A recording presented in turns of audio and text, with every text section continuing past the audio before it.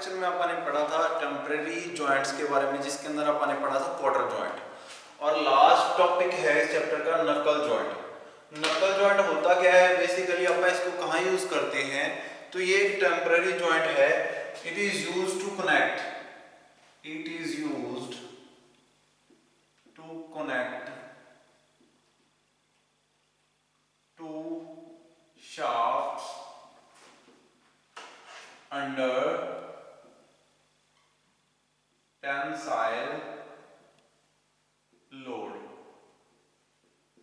Tensile load के अंदर अगर शाफ्ट्स हों, ठीक है, इसको कंप्रेसिव लोड के अंदर हों तो भी यूज किया जा सकता है। ऐसी बात नहीं है कि कंप्रेसिव लोड हो तो वर्क नहीं करेगा, लेकिन ज्यादा इसकी वैल्यू कहाँ है, ज्यादा इसको यूज कहाँ करते हैं, जब टेंसाइल लोड हो, ठीक है, मतलब कि दोनों शाफ्ट्स को एक दूसरे के अपोजिट डायरेक्शन में खींचा जा रहा हो, उस जगह पे अपन इसको यूज करते हैं नकल जॉइंट को। ठीक है, तो नकल जॉइंट के अंदर क्या रहता है, इसके अंदर सेम टू सेम दो अलग अलग वो होते हैं। एक तो सॉकेट जिसके अंदर एक आके शाफ्ट का जो है वो आके अटैच हो जाता है उसके अंदर। अब ये जो शाफ्ट है इसके ऊपर एक आई बनी रहती है, जैसे शाफ्ट आगे से कुछ ऐसी दिखाई देगी ये, ठीक है, आगे इसके अंदर एक होल होता है, ठीक है, शाफ्ट जो है उसके आगे एक होल बना होता है, इसको बोलते हैं सिंगल आई। दोनों शाफ्ट्स का अलग अलग नेम है। इधर वाली ये जो शाफ्ट है जो इसके अंदर आके कनेक्ट हुई है, ये अंदर वाला हिस्सा जो है इसको बोलते हैं सिंगल आई। और ये जो इस तरफ है इसके ऊपर दोनों तरफ दो होल्स हैं, एक तो ऊपर वाले हिस्से में, अब ये जो चॉकलेट की तरह बन गया, वाई शेप बन गया, यॉर्क बन गया, ठीक है, इसको यॉर्क भी बोलते हैं, ठीक है। तो ये अलग अलग दोनों की शेप बन गई है। फॉर्क बोलते हैं इसको, फॉर्क एंड, ठीक है, जैसे इसका नाम होता है फॉर्क एंड, फॉर्क एंड, या इसको बोलते हैं डबल आई, ड्यू टू दोनों तरफ होल है, इसके दो अलग अलग फेसेस हैं और दोनों में होल है। इस हिस्से में यहाँ पे होल है और इस हिस्से में यहाँ पे होल है, ठीक है, तो दोनों तरफ होल है तो इसको बोलते हैं डबल आई। दो नाम है इसके, ठीक है, यॉर्क फॉर्क या डबल आई, ठीक है, फॉर्क एंड भी बोलते हैं इसको या डबल आई भी बोलते हैं, ठीक है, इसलिए इसके दो नाम हैं। तो यहाँ पे ये बन गया आपका डबल आई वाला पोर्शन, ठीक है, तो ये ऊपर वाला पोर्शन है और ये दूसरा इसके अंदर आके फिट हो गया है। अब क्या होगा, यहाँ पे अपन इसके अंदर क्या यूज करेंगे, एक पिन यूज करेंगे जो कि इसको अटैच करेगी दूसरी शाफ्ट के साथ। अभी तक तो ये शाफ्ट अगर टेंसाइल लोड अगर इसके ऊपर पड़े तो ये खुल जाएगी। इसके आगे यहाँ पे क्या है, मैंने आपको बताया यहाँ पे एक होल है इसके अंदर, ठीक है, और इस वाले फॉर्क जो बाहर वाला जो ये वाला हिस्सा है इसके अंदर भी होल है, ठीक है। तो अब अपन क्या करेंगे, इसके ऊपर क्या करेंगे, एक होल के अंदर पिन डाल देंगे, यहाँ पे डाल दिए एक पिन। ये पिन क्या करेगी, यही अटैच करके रखेगी इनको, ठीक है। पिन का डायमीटर बराबर रहता है पूरे through out all the circumstance, जितना भी उसका एरिया जिसको क्रॉस कर रही है वो पूरे के अंदर से पिन का डायमीटर सेम रहेगा।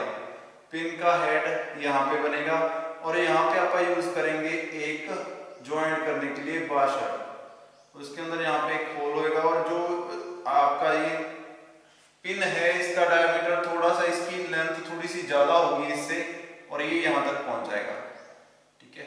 ये जो नीचे तक है ये पिन है और यहाँ पे ये जो लगाई है ये एक वाशर लगाई है जे एक इसको रोकने के लिए, ठीक है, तो इसको बोलते हैं कॉलर, नकल पिन कॉलर।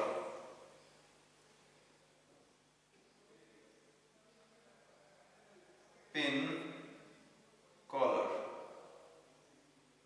इसको बोलते हैं, इसका नाम है नकल पिन कॉलर, जिसके अंदर यहाँ पे एक पिन के लिए होल होता है, ठीक है, छोटी पिन के लिए, ठीक है। तो यहाँ पे आप स्प्लिट पिन डालते हैं, स्प्लिट पिन। स्प्लिट पिन कुछ ऐसी होती है शेप में और आगे से कुछ ऐसी बनी रहती है, ठीक है, वो इसके अंदर से निकल जाती है पूरे के अंदर से, उसके बाद उसको यहाँ से स्प्लिट कर दिया जाता है, मोड़ दिया जाता है आगे से, जिसके कारण ना तो अब वो इस होल में से निकले और ना ही इसको घूमने दे, ठीक है। पूरे के अंदर ये जो पिन अपन ने इसके अंदर डाली है, पिन इसके अंदर जो अपन ने ये पिन फिक्स की है, इसके आगे यहाँ पे होल होता है और यहीं पे जो इसके ऊपर अपन ने कॉलर डाला है, ये जो वाशर डाली है उसके ऊपर भी यहीं पे होल होता है, तो दोनों के बीच में से ये वाली स्प्लिट पिन निकलती है, उसको आगे से स्प्लिट कर दिया जाता है, जिसके कारण वो वापस नहीं जा पाती, उसके दूसरे सिरे पे यहाँ पे हेड होता है और वो इसके अंदर भी नहीं जा पाती, मतलब कि इतना एरिया इस होल के अंदर रहता है उसका, ठीक है, और आगे से उसको मोड़ दिया जाता है जिसके कारण वो निकलती नहीं है, तो वो इस पूरी फोर्स को एब्जॉर्ब कर लेती है, जिसके कारण ये पिन बाहर नहीं निकलती, और पिन एब्जॉर्ब कर लेती है पूरी टेंसाइल फोर्स को जो कि शाफ्ट की है, ठीक है, आगे पीछे जाने की फोर्स है। तो यहाँ पे कुछ ऐसा वर्क रहता है, इसका वर्किंग इसकी समझ में आ गई होगी, आपको कुछ नहीं करना है, जस्ट ये डायग्राम बनाना है, और कई बार इसका डिजाइन आ जाता है तो आपको पता होना चाहिए कि डायमीटर कैसे फाइंड आउट करते हैं अलग अलग चीजों के। तो बहुत सारे डायमीटर्स हैं इसके अंदर, कौन कौन से? सबसे पहले तो मैंने आपको बताया था कि शाफ्ट के डायमीटर को अपन क्या लिखते हैं? डी, ठीक है, डी शाफ्ट का डायमीटर है। तो यहाँ पे थोड़ा सा शाफ्ट के अंदर आके यहाँ पे एरिया थोड़ा सा इंक्रीज हो जाता है, लाइक यहाँ पे, ठीक है, तो ये जो एरिया है इसका डायमीटर कितना रहेगा? डी 1.2 डी, ठीक है, डी से थोड़ा सा ज्यादा है 1.2 डी। तो जब आप नकल जॉइंट को डिजाइन कर रहे हो तो आपको 1.2 डी बहुत याद रखना पड़ेगा। ये जो बना हुआ है ना, ये इस तरफ भी बना रहता है फेस, थोड़ा सा आपको बनाया नहीं है, यहाँ पे भी ऐसा ही फेस बना हुआ होता है, मैं बना देता हूँ अभी। तो यहाँ पे क्या रहता है? सेम टू सेम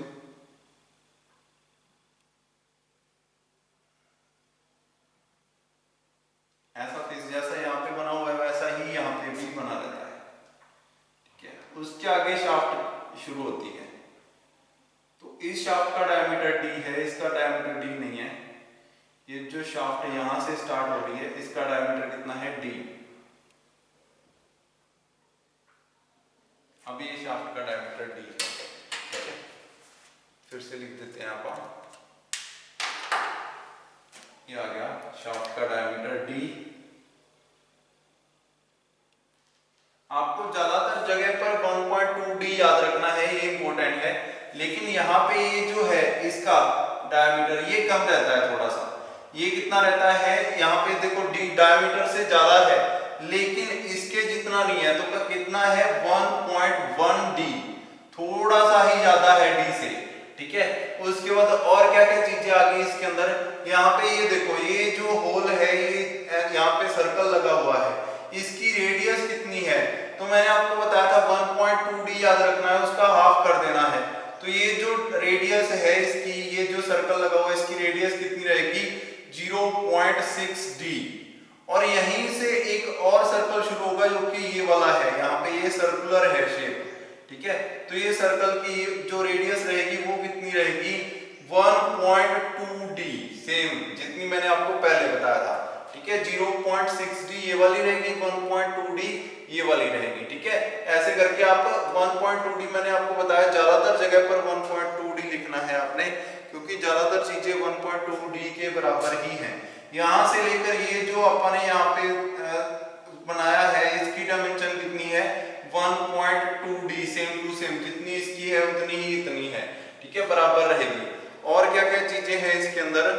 यहाँ पे इधर वाली साइड भी ये बना हुआ है, तो ये भी कितना रहेगा? सेम रहेगा 1.2 डी, 1.2 डी डायमीटर, ठीक है, डायमीटर के बराबर रहेगा।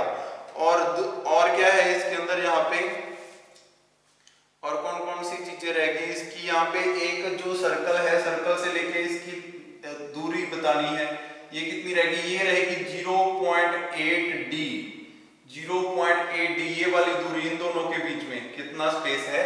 0.8 डी, ठीक है, 0.8 डी हो गया ये वाला। और कौन सी चीज रहेगी इसके अंदर?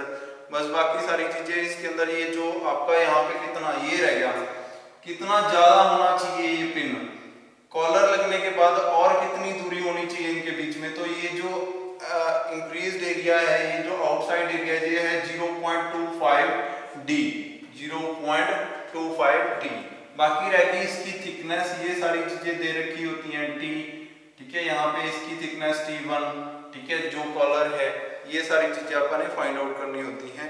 और एक रह गया इसका पिन का डायमीटर, तो वो कितना रहता है? D1, D1 पिन का डायमीटर D1, ठीक है। तो ऐसे आप क्या बना सकते हो? ये क्वार्टर जॉइंट है, सॉरी नकल जॉइंट है ये बना सकते हो। ये कहाँ यूज होता है, मैंने आपको बताया कि नकल जॉइंट जो है मोस्टली जब टेंसाइल फोर्स लग रही हो, ठीक है, टेंसाइल फोर्स को एब्जॉर्ब करने के लिए ये नकल जॉइंट बनता है। अब कई बार क्वेश्चन आपको दे रखा होता है कि डायमीटर इतना है, डायमीटर ऑफ शाफ्ट इज 25, तो आपने इस पूरे को डिजाइन करना है, ठीक है। तो बाकी सारी चीजें आपको खुद करनी पड़ेंगी, आपको सिर्फ डायमीटर दिया होगा, बाकी सारी चीजें आपको याद होनी चाहिए कि कैसे निकालते हैं इसको। तो आपको मैंने जैसे कि बताया सारी चीजें लगभग इससे बन जाएंगी, ठीक है। कैसे बनेंगी वो, जैसे कि यहाँ पे आपको दे रखा है डायमीटर इसका दे रखा हो 50, तो आपको ये वाला डायमीटर निकालना कितना मुश्किल है, यहाँ पे 1.1 डी है, ठीक है। डी से डी को मल्टीप्लाई कर दोगे 1.1 से, लाइक 50 दे रखा है आपको, 50 को 1.1 से मल्टीप्लाई कर देना, ठीक है। तो ये क्या आ जाएगा आपका 0.5 के अराउंड, इससे ज्यादा आ जाएगा तो 1.05 सॉरी 0.5 अप्रॉक्स ये आ जाएगा आपका मैक्सिमम, यहाँ से आ जाएगा 1.05 आपका टोटल ये और बन जाएगा इसके अंदर, मतलब कि 51.5 बन जाएगा शायद, वो देख लेना आप कितना आता है, ठीक है। तो ऐसे आप निकाल सकते हो डायमीटर कितने भी आ रहे हो, ठीक है। तो यहाँ पे जितना भी चीजें आपको दे रखी है, आपको उसके अंदर डी जो है, डी आपको दे रखा होगा, डायमीटर से मल्टीप्लाई कर देना, तो आपके सारे डायमेंशंस फाइंड आउट हो जाएंगे। ये भी फाइंड आउट कर लोगे आप, ठीक है, ये भी फाइंड आउट कर लोगे, यहाँ से ये लग जाएगा, ठीक है। तो ये सारी चीजें आपको लगभग फाइंड आउट हो जाएंगी, यहाँ से आप बना सकते हो, ठीक है।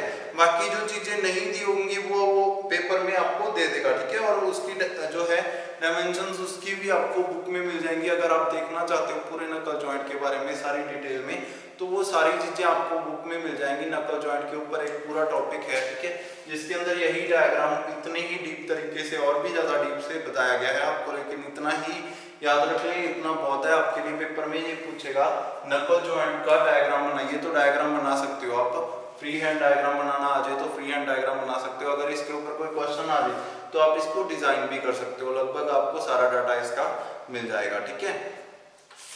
अब अपन ने इसके अंदर पढ़ा है आपका जो टेम्परेरी जॉइंट है, टेम्परेरी जॉइंट के बारे में थोड़ा सा और बता देता हूँ कि अपन ने दो चीजें पढ़ी हैं अब इस चैप्टर के अंदर, एक तो टेम्परेरी जॉइंट, एक आपका परमानेंट जॉइंट, ठीक है। परमानेंट जॉइंट कौन से थे, परमानेंट जॉइंट जिसके अंदर आपने जो है परमानेंट उसको ज्वाइन कर दिया, ठीक है। परमानेंट जॉइंट के बारे में, जॉइंट के बारे में क्या था कि अगर आप उसको बिना नुकसान पहुंचाए, जो मटेरियल अपन ने ज्वाइन किया है, अगर आप उसको बिना नुकसान पहुंचाए नहीं खोल सकते, if you are not going to open the joint without any harm to the joining material, joining material को बिना हार्म पहुंचाए अगर आप उसको नहीं ओपन कर सकते, तो मतलब कि वो कौन सा जॉइंट है, वो परमानेंट जॉइंट है, ठीक है। आप उसको ओपन नहीं कर सकते। अगर आप उसको ओपन कर सकते हैं बिना नुकसान पहुंचाए, ठीक है, दोनों मटेरियल जो ज्वाइन हो रहे हैं उनको बिना नुकसान पहुंचाए अगर आप उनको बिना हार्म किए ओपन कर सकते हैं जॉइंट, तो इट मींस वो कौन सा जॉइंट होगा, वो टेम्पररी जॉइंट होगा, ठीक है। टेम्पररी जॉइंट के अंदर अपन ने दो ही पार्ट्स पढ़े हैं इस चैप्टर के अंदर, एक तो आपका नक्कल जॉइंट और दूसरा क्वार्टर जॉइंट। जितने भी आपके नेक्स्ट इसके अंदर आप और भी पढ़ेंगे, लाइक जो इसके अंदर टेम्पररी जॉइंट और कौन कौन से हैं, स्क्रू वाला हो गया, ठीक है, एक फ्लैंज जॉइंट होते हैं, ये भी क्या होते हैं, ये भी टेम्पररी जॉइंट्स होते हैं। तो इनके ऊपर चैप्टर्स बने हुए हैं आपके, इसको आप टेम्पररी जॉइंट के अंदर डिटेल में पढ़ने की जरूरत नहीं है, वो नेक्स्ट चैप्टर आएगा उसके अंदर आप फ्लैंज जॉइंट और स्क्रू जॉइंट के बारे में पढ़ लेंगे, स्क्रू थ्रेड्स के बारे में पढ़ लेंगे, बहुत सारे टाइप्स के थ्रेड्स होते हैं वो भी आप पढ़ेंगे, उनको कैसे डिजाइन किया जाता है वो नेक्स्ट चैप्टर के अंदर आएगा। तो इसके अंदर अपन ने सिर्फ दो ही टेम्पररी जॉइंट्स पढ़े हैं, नक्कल जॉइंट एंड दूसरा था क्वार्टर जॉइंट। क्वार्टर जॉइंट कौन सा होता है, जिसके अंदर आप क्वार्टर यूज करते हैं। क्वार्टर क्या होता है, क्वार्टर एक रॉड है जिसका डायमीटर जो है कंटिन्यूअसली रिड्यूस होता जाता है। यहाँ पे देखो जैसे ये है, यहाँ पे क्या है, एक रॉड है जिसका डायमीटर ऊपर से ज्यादा है और नीचे से कम है, तो ये क्या है, एक क्वार्टर की तरह आप इसको यूज कर सकते हैं। ये क्वार्टर क्या करता है, जब दो रॉड्स आपस में एक दूसरे के ऊपर चढ़ती हैं जाके, तो उन दोनों के बीच में जाके आप क्वार्टर फिट कर देते हैं, जिसके कारण वो वापस एक दूसरे से बाहर नहीं जा सकती, ठीक है। एक रॉड उसके अंदर आप फिक्स कर सकते हैं, ठीक है। जैसे यहाँ पे अगर मैं क्या करूँ, इस कैप को यहाँ पे इसके ऊपर रखा और इन दोनों के बीच में एक होल कर दूं और उसके अंदर एक रॉड डाल दूं आयरन की, ठीक है, तो वो क्या होगा, ये बाहर नहीं जा सकेगा। उसके बाद अगर मैं इसको एक को घुमाऊं तो दूसरा भी घूमेगा, ठीक है। तो ये क्या काम होगा, ये क्वार्टर का काम होगा, घूमना है, इसने टेंसाइल फोर्स लगानी है, ठीक है। ज्यादातर जॉइंट आप टेंसाइल फोर्स के लिए मशीन डिजाइन के अंदर आप जॉइंट करते हैं, जो वो टेंसाइल या कंप्रेसिव फोर्स के लिए यूज करते हैं, ताकि जैसे कि हुक्स जो है हुक आप भी यूज करते हो, जिसके अंदर आप ट्रॉली को ट्रैक्टर से या किसी मशीन को दूसरी मशीन से अटैच करते हो, तो उस जगह पर आप टेम्परेरी जॉइंट्स अटैच करते हैं, जिसके कारण वो उसके साथ कुछ देर के लिए फिक्स हो जाती है जब तक उसकी रिक्वायरमेंट हो, ठीक है। तो ये है टेम्परेरी जॉइंट के बारे में। टेम्परेरी जॉइंट दो तरीके के अपन पढ़े, और भी हैं, वो अपन नेक्स्ट चैप्टर्स के अंदर पढ़ेंगे। परमानेंट जॉइंट अपन पढ़ चुके हैं, रिवेट जॉइंट, वेल्ड जॉइंट, यही थे, ठीक है। और भी जॉइंट्स बहुत सारे हैं जो परमानेंट होते हैं, स्पॉट वेल्डिंग से करते हो आप, ठीक है। वेल्डिंग कितने भी प्रकार की है, वो सारी वेल्डिंग जो है वो परमानेंट जॉइंट होते हैं, ठीक है। रिवेट जॉइंट हो गए, जितने भी रिवेट्स होते हैं, अब रिवेट को फिक्स कर दिया तो रिवेट क्या करता है, रिवेट को काटा जा सकता है, लेकिन वो मटेरियल को खराब कर देता है जिसको ज्वाइन किया हो, ठीक है। जैसे ये वाला प्लेट को दूसरी प्लेट से अटैच किया है, यहाँ पे होल किया, इसके अंदर आप रिवेट डाल दिया इसके अंदर, तो रिवेट क्या करेगा, दोनों तरफ से अंदर जब उसको पीटेंगे ना आप, तो उसकी जो है उसकी जो थिकनेस है, उसकी जो चौड़ाई है, विड्थ है, वो बढ़ जाएगी, डायमीटर इंक्रीज हो जाएगा, जिसके कारण वो शाफ्ट को दोनों तरफ से कंप्रेस कर देगा होल को, ठीक है। उसके अंदर ज्यादा मटेरियल फिल हो जाएगा जितनी उसकी रिक्वायरमेंट है उससे, ताकि उसको अच्छे से फिक्स कर सके। तो आप उसको निकाल नहीं सकते, बहुत ही मुश्किल है उसको निकालना, वो परमानेंटली उसके अंदर फिक्स हो जाता है। अगर निकाल भी लिया तो वो मटेरियल को हार्म कर देगा, ठीक है। तो ये होता है आपका परमानेंट जॉइंट, ठीक है। तो परमानेंट जॉइंट और टेम्पररी जॉइंट के ऊपर अपन ने ये चैप्टर किया है। डिजाइन ऑफ जॉइंट ये लास्ट टॉपिक था इसका, जो अपन ने आज क्लियर कर लिया है, और उसके बाद अपन ने अभी रिवीजन भी कर ली है, थोड़ा सा बेसिक चीजें आपको फिर से बता दी हैं। आप देख लेना पूरे जितने भी 7 लेक्चर हैं इसके, वो सारे देख लेना आप, ताकि कुछ भी डाउट हो तो आप पूछ सकते हो। Thank you.